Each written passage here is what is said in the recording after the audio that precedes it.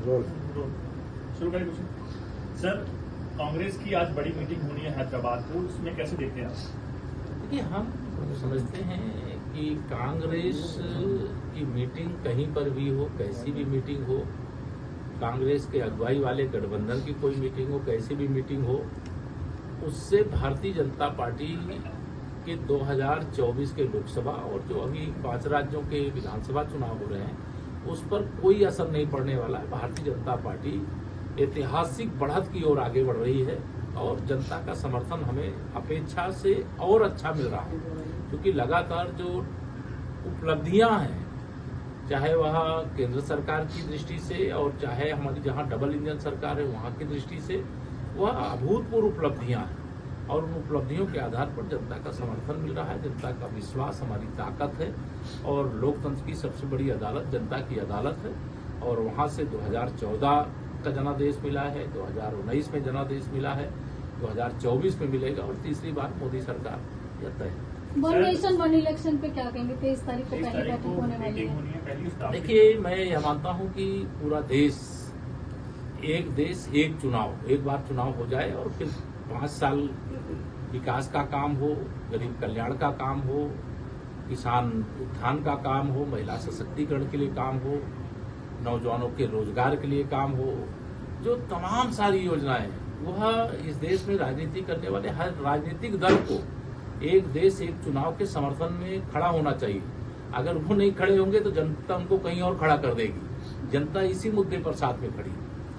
Sir, अभी मोदी जी का जो G20 के बाद एक वैश्विक स्तर पर उनकी रैंकिंग बढ़ी है। ऋषि सुनक को पीछे छोड़ते जो बाइडेन को, हालांकि कांग्रेस कह रहा है कि कंपटीशन क्या जो बाइडेन से है उनका, क्या इलेक्शन में ऋषि सुनक से लड़ने वाले जो कांग्रेस को दृष्टि दोष है, उसे अच्छी चीज भी अच्छी नहीं लगती है। G20 की ऐतिहासिक समिट भारत में हुई। एक फिल्म का गाना था, मेरा भारत वह भारत है जिसके पीछे संसार चला। अब लेकिन मेरा मोदी वह मोदी है जिसके पीछे अगल बगल दाएं बाएं संसार खड़ा दिखाई दिया, विश्व खड़ा दिखाई दिया और जो कहा वो सुना और वह सहमति के साथ घोषणा पत्र यहाँ बना करके जिस प्रकार से यह सफल समिट हुई है इसका स्वागत करना चाहिए। लेकिन उनको स्वागत करने से डर लगता है।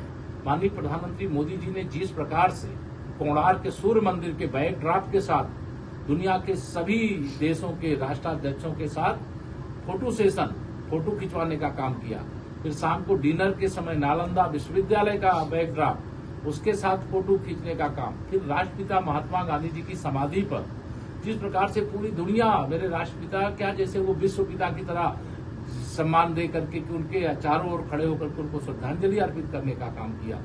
यह माननीय नरेंद्र मोदी जी के नेतृत्व में, माननीय नरेंद्र मोदी जी की विजनरी लीडरशिप के कारण से इतनी बड़ी और इतनी सफल समिट हुई कि बिना विवाद के समिट भी हो गई और दुनिया में भारत का डंका भी बज गया कि भारत ही ऐसा है जो एक पृथ्वी, एक सूर्य और एक परिवार की बात करते हैं। सर, कल प्रधानमंत्री जन्मदिन पर विश्वकर्मा योजना की शुरुआत हो रही है। बहुत सारे जो लाभार्थी हैं उनको एक बड़ा एक वर्ग को लाभ मिलने वाला है। देखिए, माननीय प्रधानमंत्री जी ने 2014 में जब से देश के प्रधानमंत्री के रूप में शपथ लिया है, उनकी प्राथमिकता गरीब कल्याण,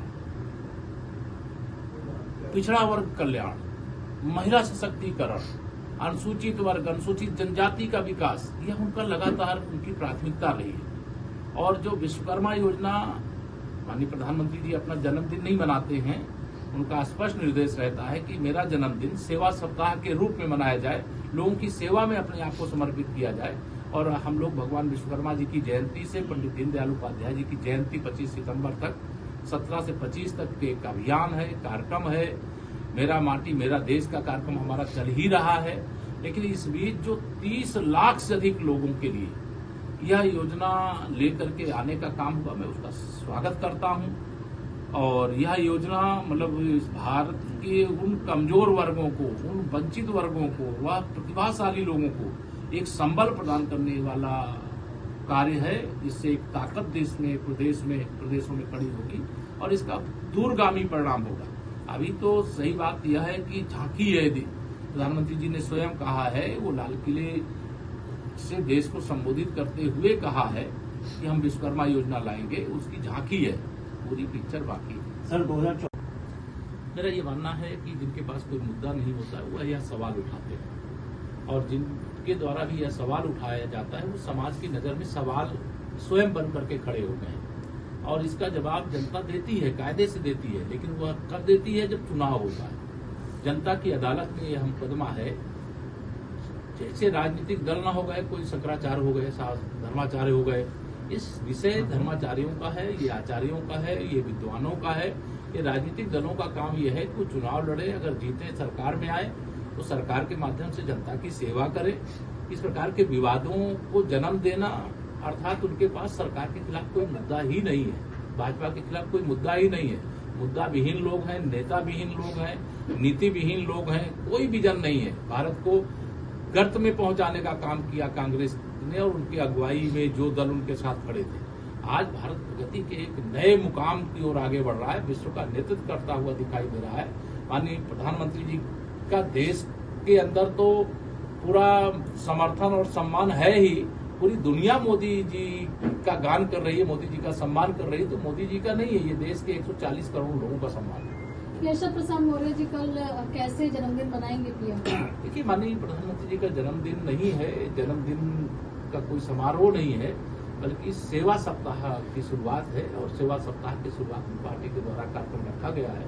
हम लोग लखनऊ से इस कार्यक्रम का शुभारंभ करेंगे, और इस कार्यक्रम को उत्साहपूर्वक लोग सेवा, चाहे वह किसी भी क्षेत्र के लोग हों, जिनकी जरूरत उनकी सेवा में पार्टी भी खड़ी है, सरकार भी पूरी तरह समर्पित है, और सेवा सप्ताह को सफल बनाने की पूरी तैयारी है। धन्यवाद।